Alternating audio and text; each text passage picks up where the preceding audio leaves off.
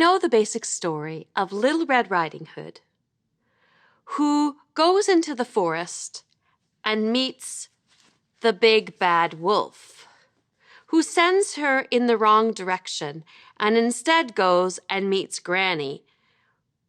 He gobbles her up, and then Little Red Riding Hood comes hopping through the forest a little bit later, meets the wolf, says what big eyes, what big ears, what big nose you have, and he gobbles her up.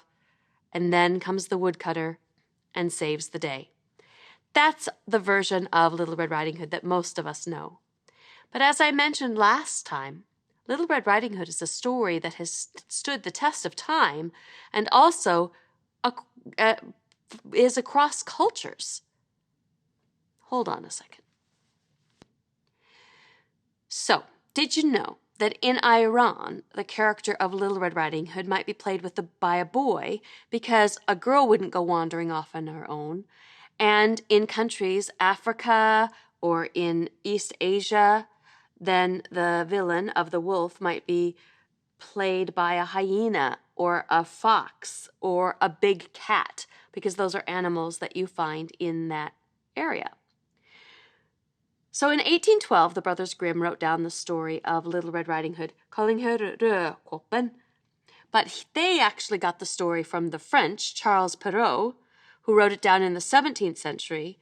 But it's possible that he got it from a poem that a Belgian priest wrote in the 11th century, told by local peasants about a girl wearing a red baptismal tunic. And it's possible that they got that story from the Chinese or from other parts of Europe or other parts of Asia as far back as 1,000 years ago.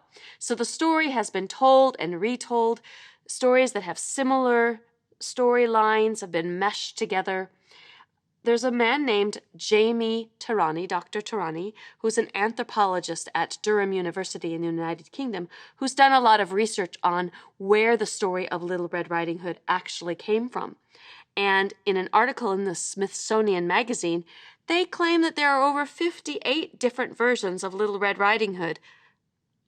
Now, if you look up here, you can see a number of different versions of Little Red Riding Hood. Look at how Little Red Riding Hood is depicted.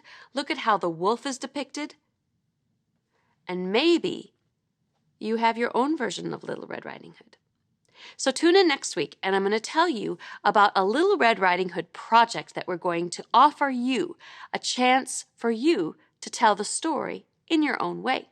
So we see you next time.